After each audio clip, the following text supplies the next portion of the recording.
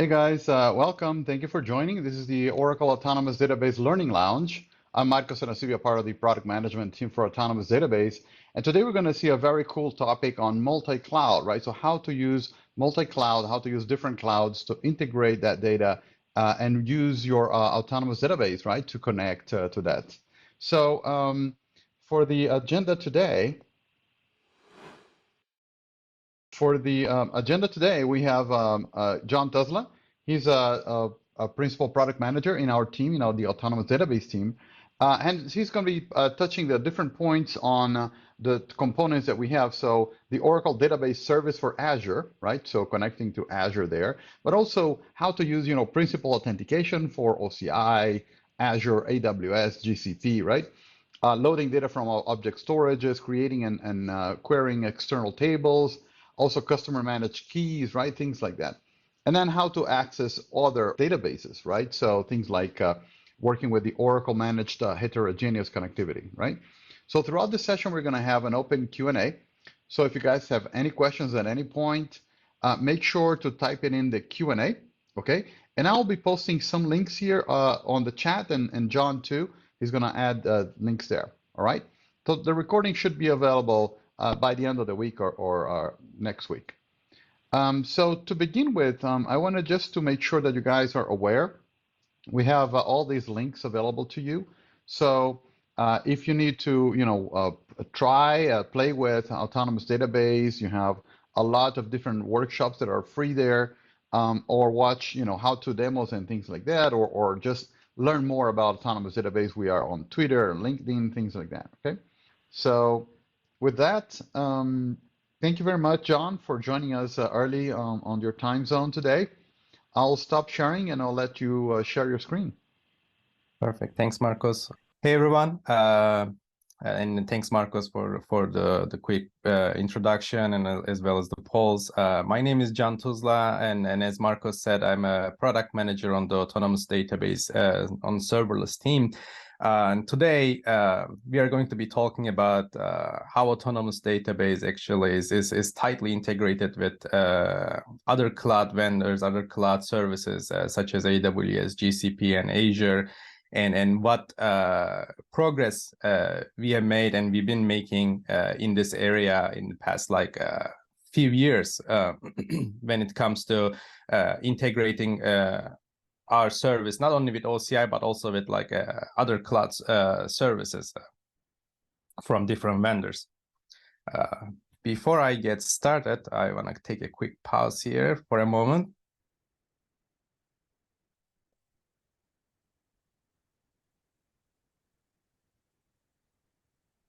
All right. And again, just in case there are some of you guys who joined this call who may not be familiar with Autonomous Database in detail or basically don't know what an Autonomous Database is actually, I just want to for the sake of simplicity and making things a little easier for you guys, I want to talk a couple minutes what an Autonomous Database is and what this product or what this service is all about.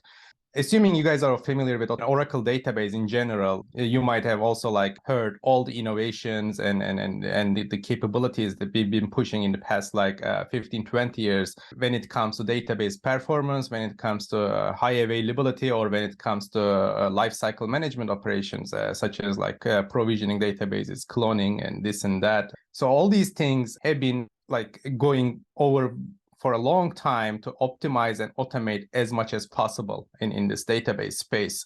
And in the meantime, Oracle also has been investing heavily on the infrastructure automation as well. And as you might already know, our underlying infrastructure for Autonomous Database is actually Exadata, which we've been developing and improving in the past several years. So what Autonomous Database does is that it basically combines these different journeys, when it comes to infrastructure automation, when it comes to database automation, and then brings automated data center operations on top to provide a fully managed, a simple and easy to use service, basically. So to put it more explicitly, all lifecycle management operations, such as like provisioning a database, cloning, backups, patching, upgrades, all these operations are fully automated end-to-end in Autonomous Database. And of course, in addition to these operations, we also like take care of your infrastructure patching, your infrastructure maintenance, and so on and so forth. So this provides a fully managed and an easy to use service. And again, it's extremely elastic when it comes to scaling your resources with zero downtime. And most importantly, it is secure. There's an always-on encryption for your data at rest, and also as well as your data in transit. So this is what Autonomous Database is all about in a nutshell, even though we are not going to be focusing on these individual, like the key capabilities. We are going to be focusing on the multi-cloud area. I just still wanted to cover it for those of you who may not be familiar. And again, before I move on to my main topic, I just also want to talk about like our deployment options in a quick couple of seconds. You can pretty much deploy Autonomous Database today everywhere, including public cloud and Exadata cloud at customer, as well as dedicated region cloud at customer. So basically, we are all about, again, giving our customers the flexibility when it comes to the deployment options and then the product choices. So yeah, you can actually pick whichever the deployment option suits your use case the best. All right. That being said, I guess with this quick background on Autonomous Database, I think we are ready to move on to our main topic today, which is, again, as I said, multi-cloud integration with Autonomous Database. And firstly, we are going to be talking about the service that we released last year. It's called Oracle Database Service for Azure.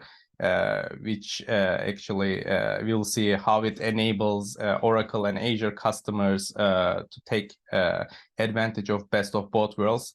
Next, I'll talk about how you can access not only to OCI resources, but also to other cloud resources from your Autonomous Database using this concept called principal authentication. And our next topic is going to be security. I'll like to touch base on how we ensure security when it comes to encryption at rest and customer managed keys specifically, and then what your options are in terms of multi-cloud in that area. And another topic in that subject will be the secret management for storing your user credentials or other credential objects in your database. And last but not least, we are going to talk about accessing other databases. When I say other databases, I'm talking about non-Oracle databases, and then we'll see how we made the life actually much easier for Autonomous Database users in this area. All right, I think we are ready to get started with our first section, our first topic, which is Oracle Database Service for Azure. Before I talk about this service, I want to give you guys a brief background on how we came up with this service and what was the main motivator for us. You might have heard these services that you see on the screen here from Microsoft Azure, such as Power BI, Synapse Analytics. There are like several cool tools or services that are available on Azure side. We every day hear from our customers asking us, hey, how can I connect my Oracle database to this tool, how this service?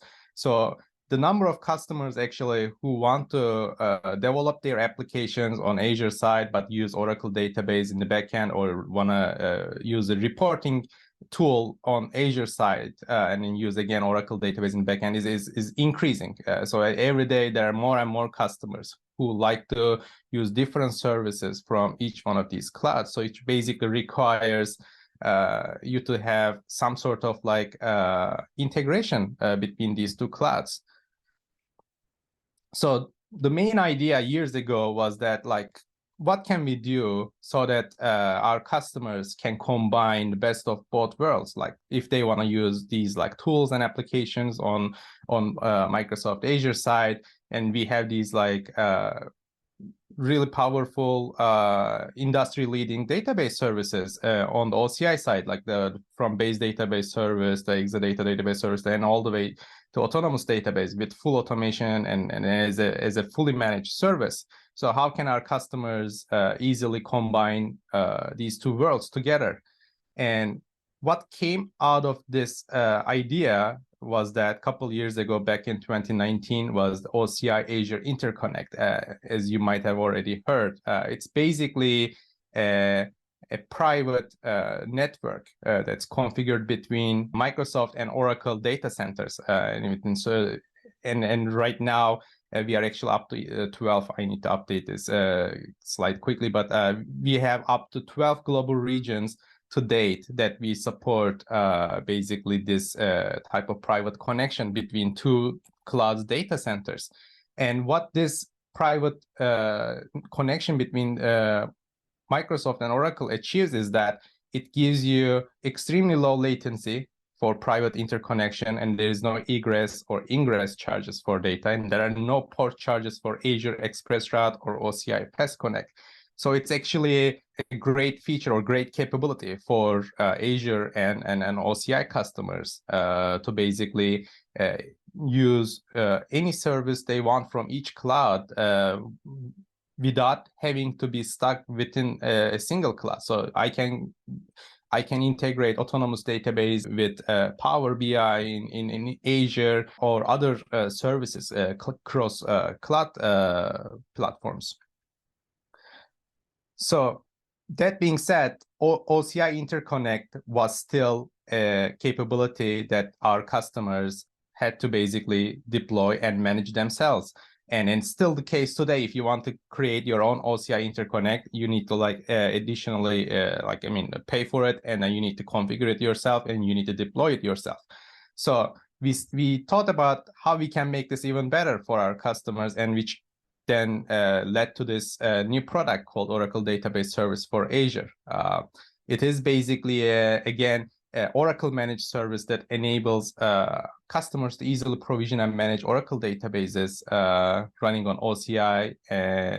But the interface that you get to see here is actually looks exactly like Azure, and it's an Azure native API and console experience in a nutshell, basically. And again, whenever applicable, we manage and deploy the OCI Interconnect for this service for you. So you don't have to worry about how to configure OCI Interconnect and how to manage it and this and that. But again, one of the key benefits of this new service is that, as you can see in the screenshots here, you actually get to interact with this service as if you are in your own Azure tenancy. So you see your Oracle databases here, or your deployment options from like the base database service, autonomous database, or Exadata, but you are seeing these as if you are operating in an Azure tenancy. So this is really important for many customers, because when customers invest in one cloud and then they want to use the products of the other cloud, they don't necessarily always have the expertise of both clouds. So when one customer is more familiar with Azure, and then they may not easily pick up the OCI interface or OCI user experience. So for customers who are more Azure,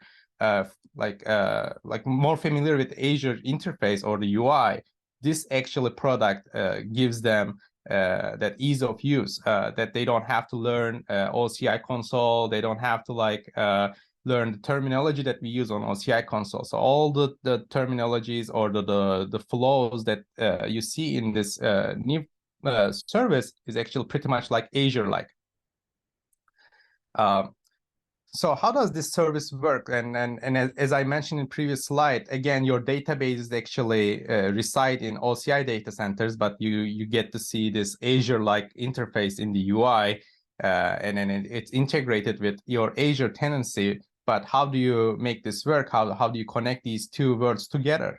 And the answer is actually, again, thanks to what ODSA team has done last year, was that you get to actually combine or connect your Azure account and OCI account through a simple step-by-step automated setup procedure. So obviously you need to have your Azure tenancy or Azure account and an OCI account, and then the entire process is fully automated, and basically Oracle takes care of the account handshake, the federated identity rules and policies, and also most importantly the multi-cloud network setup. And as I said, whenever applicable, we configure the OCI interconnect for your use case, and then there is nothing the customer has to do in terms of network configuration and so on and so forth. So again, once these two tenancies are configured to be connected to each other, the rest is like pretty much straightforward. Yeah, you get to connect to ODSA, Oracle Database Service for Azure, and you choose which database service you want to use, and you can again create a database, clone a database, access like the different tools, or you can scale your database up and down as if you are operating in an actual Azure tenancy, while the database itself is indeed resides in an OCI data center. And the last point I want to make in this slide is actually one important capability that comes enabled by default without any configuration needed by the user, is that whichever database you provision through ODSA, it's actually all the logs and metrics is automatically pushed to your Azure tenancy. So Azure App Insights and Azure Log Analytics automatically basically absorbs these like incoming logs and metrics. So you can actually log into your Azure tenancy or Azure portal and then actually access the details of these databases without having to dig through them yourself, or without having to go to OCI console yourself. So again, it's a great service, a great solution for customers who are more familiar with Azure and would like to keep an Azure native user experience. Yeah, I have quick couple screenshots here to show you guys what it looks like. Again, this is what it looks like when you first log into the service. You see different Oracle services being available, and such as Autonomous Database here, as we see. And if you decide to create an Autonomous Database, the steps that you need to go through is again very similar to as if you are provisioning or you're creating a database on Azure side. The information that we ask from you, of course, it's the same set of metadata that you need to provide when you are even provisioning on OCI side, but the flow or the terminology that we use here is very much similar to or identical to actually Azure. So long story short, before we move on to our next topic, I want to again summarize what ODSA is all about. And again, it's a service that we released for our customers, our Azure and Oracle customers who like to, again, take advantage of the services of both clouds. And this service provides a unified UX experience, a UX design, and a single pane of glass. Basically, you don't necessarily have to learn OCI console or OCI terminology. You can actually interact in a service as if you are again operating in an Azure tenancy. And most importantly, it's backed by a high-speed connection between up to 12 Azure and OCI data center regions today. Again, we use OCI Interconnect underneath for this service as well.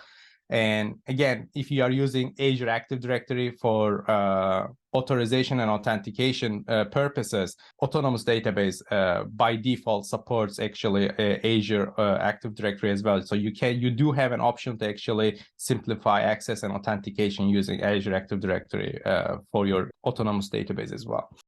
So long story short, again, this results in a very simpler and way more powerful multi-cloud architecture for both Azure and OCI customers. All right, so now next we are going to be moving to a slightly different topic, and we are not going to be focusing only on Azure, and we are going to be actually looking at something that applies to all the clouds, including OCI, Azure, AWS, and GCP. Something, this new concept called principal authentication. And I wanted to give you guys a brief background on this concept before I talk about how you can access the cloud resources, such as loading data from object store or creating an external table, as we are going to be seeing in the next few minutes. But this is basically the prerequisite or basically a concept that you need to be aware of before performing those operations. So principal authentication is actually an authentication mechanism that's supported by pretty much all cloud vendors today, including OCI, Azure, AWS, GCP. What it does is that when your cloud resource, in this case, it could be an autonomous database, when your cloud resource wants to access another cloud resource, could be an object store, could be a KMS wall, a KMS key, that resource needs to authenticate itself for that target resource, basically. And there are different ways to do this. One way of doing it is basically to use a cloud user's credentials. Like you basically authenticate as another cloud user, but you use that user's credentials in your resource, such as autonomous database, and then you basically authenticate using those credentials. And another approach is this principal authentication.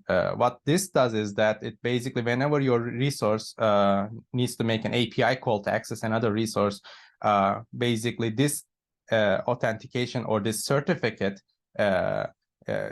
generated by this mechanism is basically signs your API call so that you can authenticate against that target resource, and then basically you can access whatever you need to access.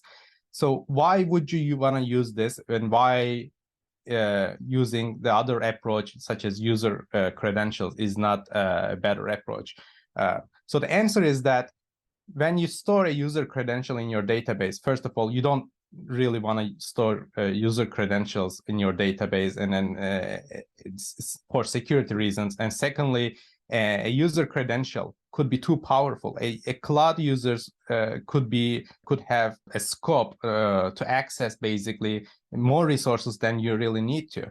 With principal authentication, you don't need to store any credentials in your database. It's a secure and easy way to access certain cloud resources that you can actually control. There's like a granular access control management. You can say that, hey, this database can only access this specific bucket in this object store, basically, in this compartment.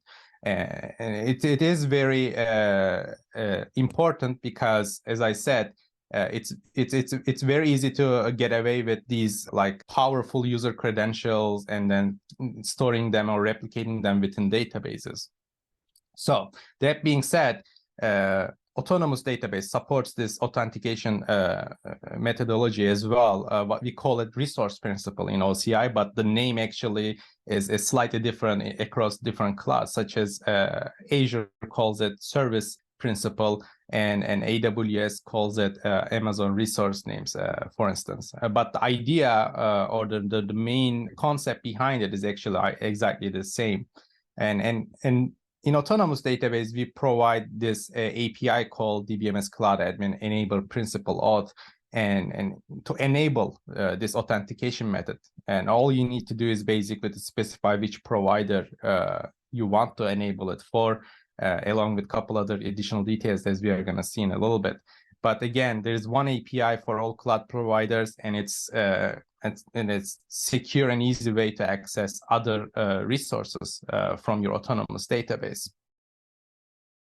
So let's see how this actually could be used, and then you'll probably understand it also better how it works as well. So in this example, I want to show you guys how to load data from object stores. In the first example, we are actually going to be focusing on loading data from OCI object store, from a bucket in OCI object store, and how to basically get this data to our autonomous database. In the first step, I'm creating a dynamic group and policy. And for those of you who may not be familiar with these terms, a dynamic group is very similar to a user group that you create under your IAM organization, but it's for resources instead of users. So a resource could be an autonomous database, a resource could be a KMS key, so on and so forth. So I'm creating a dynamic group here with my autonomous databases, OSIT. OSIT is basically a unique ID, as you can see here. And then I'm defining a policy for this autonomous database. This is where the granular access control or access management comes into play. So as you can see, I'm telling here in my policy that allow my dynamic group Tuzla DG to read buckets and read objects in this specific compartment. So my database will only be able to read buckets and objects in this compartment. This database cannot write into this bucket or any other bucket in a different compartment. And this database cannot access buckets and objects in a different compartment as well. So it is tightly controlled through policies, what you can do or what you cannot do. And as a last step, all I have to do is basically enable principal authentication, DBMS Cloud Admin, enable principal auth, and I specify my provider name OCI here. So at this point, my database basically generates this certificate that gets refreshed every so often. And whenever I make an API call to object store, it basically signs my call and authorizes me to access that that object store resource. In this case, it's a bucket. So this is our famous API, DBMS Cloud Copy Data, very commonly used by our customers to load data from object store, not just OCI, but also from other cloud providers, as we'll see in a little bit. And here, the key detail here is that the credential name, you see that I specified OCI $resource principal. It is a generic name for OCI resource principal. And assuming you have enabled resource principal, this credential will get you to your resource that you're trying to access. And if you haven't enabled it, or let's say your policy is defined incorrectly, it doesn't give you access to the resource that you want to access, obviously this API will not succeed. So the next step I want to show you guys actually is the same example, but accessing or loading that data from Azure Blob Storage instead of OCI Object Store. In this case, again, as I said, the idea is the same. We need to enable principal authentication, and then Azure calls it service principal. And in order to do achieve this in Azure, we need to basically run the same API here as our first step. And if you notice, in addition to the provider name, I'm providing a different, an additional parameter here as well. It's called Azure Tenant ID. So this is needed because Azure's principal enablement steps are slightly different than ours. So you need to provide your Azure Active Directory tenant ID so that actually and consent URL can be created for you. But the consent URL is that you go to the link and then say that, hey, I allow this specific resource to access my tenancy, pretty much. And in the consent URL that I'm talking about is the one that you see at the bottom of the screen highlighted in red. This URL is automatically constructed by your autonomous database once you complete the previous step using your tenant ID. So you basically enable principal authentication, and then you query this view called Cloud Integrations to obtain this URL. And then once you have the URL, you go to it, and then it basically tells you that, hey, this app is trying to access your tenancy. Do you want to allow it? And the reason I'm calling it an app, every external resource who wants to access your Azure tenancy is an app from an Azure point of view. So in this case, our autonomous database is actually an application from Azure's point of view. So once you accept this consent URLs, whatever it's presenting to you, then you're pretty much good to go in terms of authentication point of view. For authorization, meaning which cloud storage buckets you can access or which what type of privileges that you can have in terms of like read access or write access, then you need to define those on the Azure console. So in this case, here is the step number 4. I'm showing you guys my Azure storage account that I am adding a member to my storage bucket. As you can see at the top under the breadcrumbs, there's C Tuzla storage. I'm adding a member, which is my app ID here for autonomous database that's been generated automatically, basically. So this basically tells that this storage, Azure storage account can be accessed by my autonomous database. And in the next step, we are going to be defining what type of access we are going to be allowing. And in this case, I only want to allow read access for this storage. So I choose reader role for my access role. And last and final step is basically to load the data, which is pretty similar, almost identical to what we did for OCI as well. All the parameters that you see here is the same except for the credential name. And the generic name that we use for Azure is Azure $PA, stands for Principal Authentication.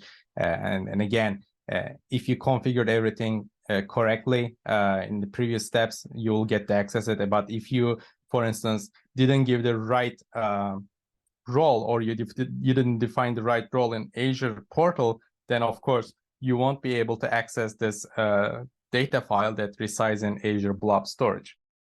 I also want to talk about creating and querying external tables because it's one of the most common operations, again, among autonomous database customers to like access these files, CSV files or JSON files that reside in cloud object stores. Instead of actually loading the data, many of our customers also create and query these external tables based off of these files that reside in either OCI object store or Azure Blob Storage and so on and so forth.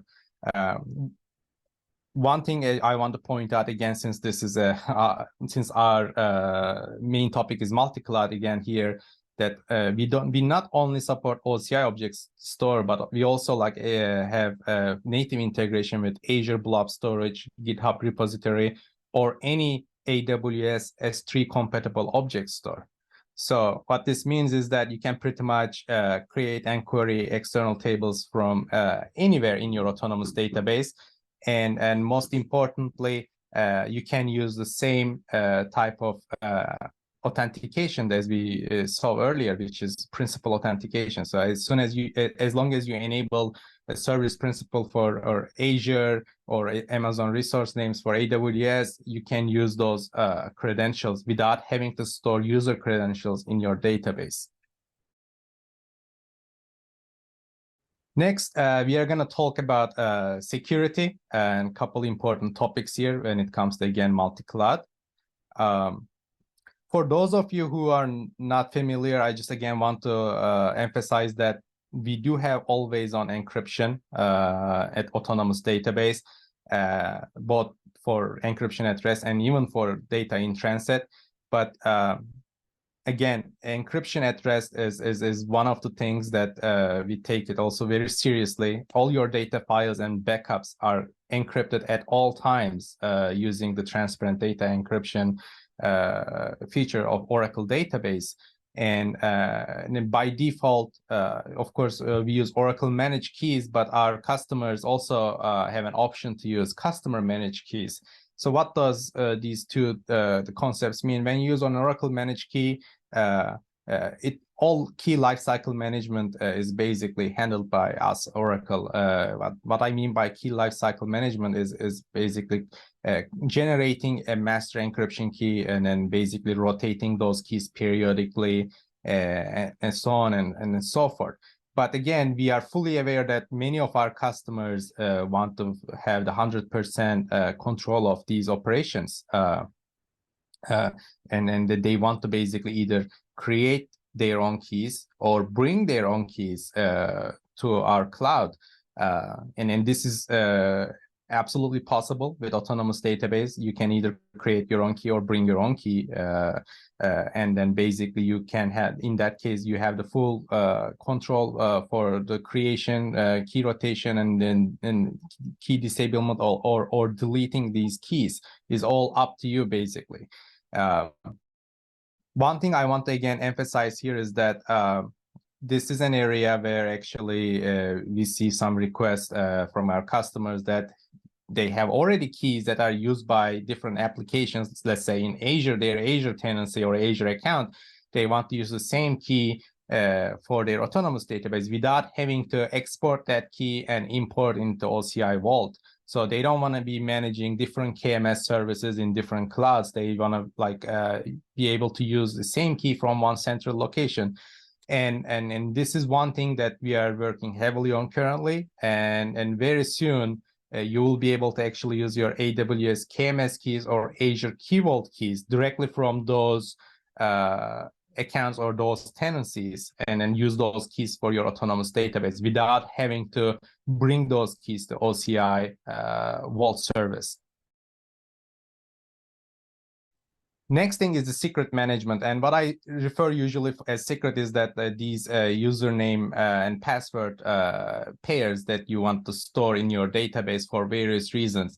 So in autonomous database, these things are possible using the DBMS Cloud Create Credential procedure, as you see on the lower right corner of the screen. So whenever you want to create a username and password pair, normally you can do it using this procedure called DBMS Cloud Create Credential. And then why you may want to use or create a username and password pair, it could be because you want to use access object store, as we saw earlier.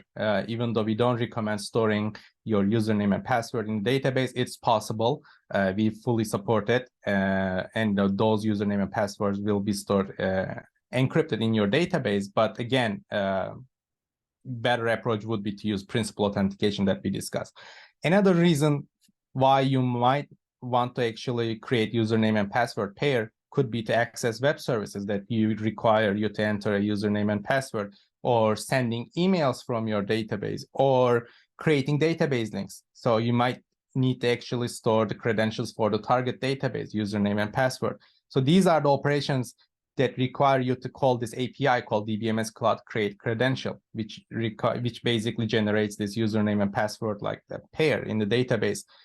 So what enhancement we've done recently is that instead of storing these username and password pairs in the database, we actually now allow our customers to store their passwords in OCI Vault as a secret. So database does not know anything about your password. It doesn't store your password. You basically, when you create your credential, you pass your username, and for your password, you basically point to your secret ID in your OCI Vault secret.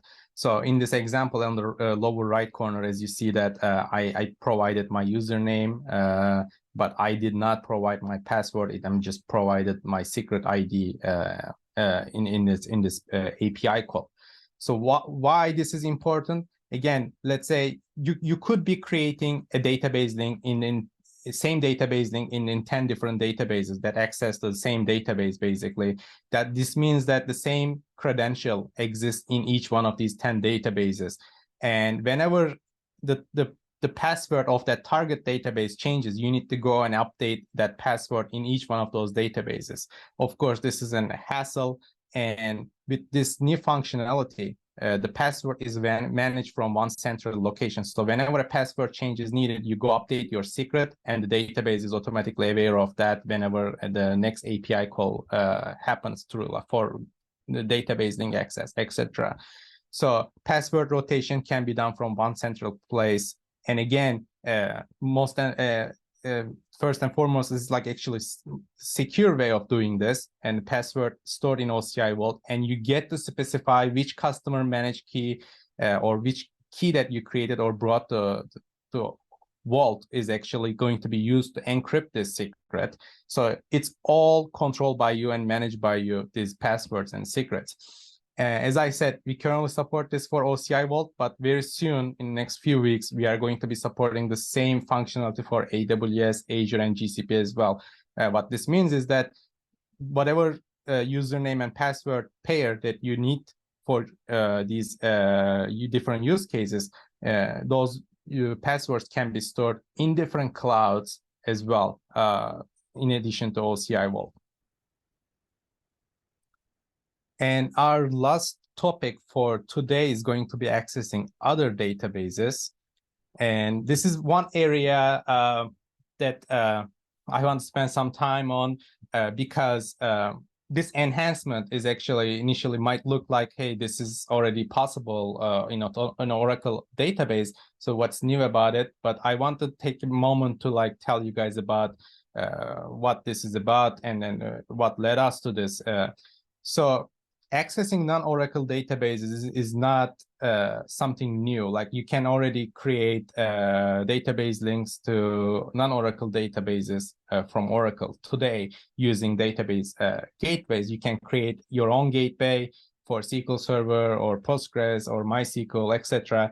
And you can basically manage that gateway yourself and achieve what you want to when it comes to creating a database link. So that's absolutely possible. But one problem with that approach and what's, again, what led us to this feature is that it requires you to be aware of what database gateway to basically set up for that specific database and how to configure it, how to configure TLS for that database gateway, and which requires you to create wallets and so on and so forth. As I said, autonomous database always use encrypted connections for data in transit. So that means that all the database gateways that you need to create needs to also be TCPS or TLS enabled. So all these operations sound easy, but like when you configure these things is actually not that easy. Like when it comes to like the number of steps that you need to go through. This is the reality, unfortunately. So we thought about this and then we wanted to make this easier for our customers. As I said, it's all about automation and optimization for us in autonomous database. And what we came up with was that is that having these different gateways for these different non-Oracle databases managed by us, Oracle, and basically providing an API to our customers so that they can create database links to these non-Oracle databases as if they're creating a DB link to an Oracle database. Like it's literally as simple as that. And most importantly, it's free. You don't have to pay extra for it. And we are using the almost identical create database link API that we have for Oracle databases here. Actually, it's the same API, but we only have one additional parameter if you want to access a non-Oracle database. In this example, for instance, if you look at the parameter second from the last is gateway params, it basically asks you what DB type that you want to access. And in this example, I'm specifying AWS Redshift, and all I have to do is basically to provide my Redshift hostname and Redshift port number and nothing else. Basically, I don't need to worry about how to configure a gateway. I don't have to worry about if I have the wallet for that gateway, etc. And everything is fully managed by us, Oracle. And then this database link is created almost as simple as creating a database link to another Oracle database. And currently we support pretty much all non-Oracle databases, and the list is not limited to this icons or the logos that you see on the right-hand side. But again, just to name a few, MongoDB, MySQL, Postgres, Snowflake, AWS, and Azure databases, and then Hive are all supported so far, including IBM and many others actually that are not on this slide.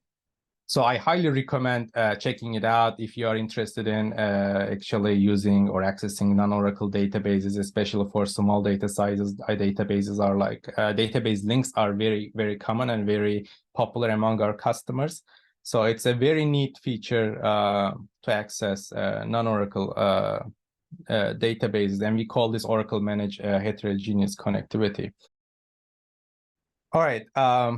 Before we open it up for Q&A, I want to talk about a couple of links for you guys' consumption. Actually, I'll paste these links in the chat after I stop sharing. But first and foremost, we have the ADB homepage that you can learn more about Autonomous Database if you need more details.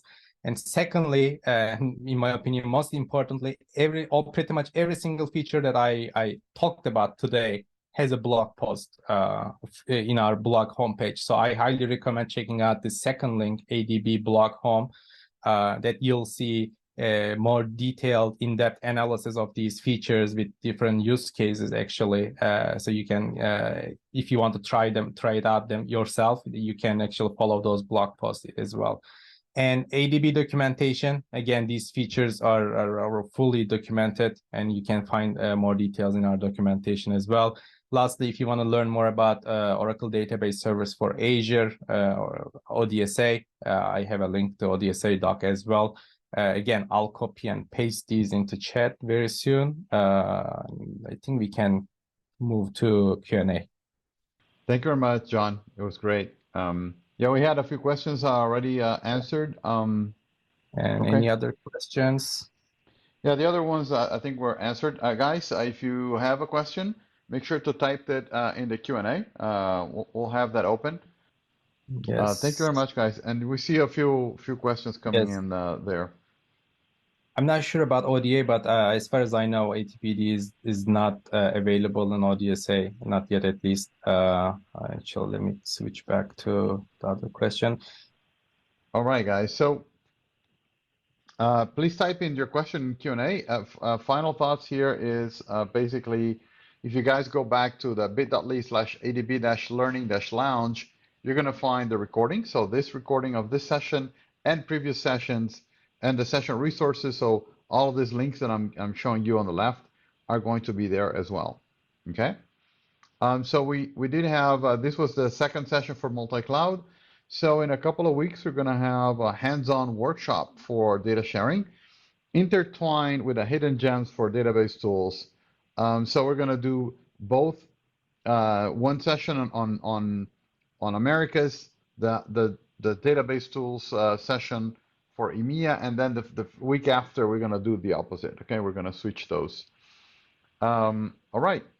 So I think that's it. If you guys don't have any more questions, I'll just stop sharing now, and I'll leave the call open. If you guys have a few more questions, I'll be a few more minutes here.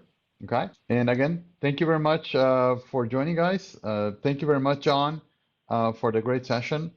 And thank you, Steve and Keith and Marty, for joining. Okay, talk to you guys later, and hopefully we'll see you guys in a couple of weeks. All right, thank you.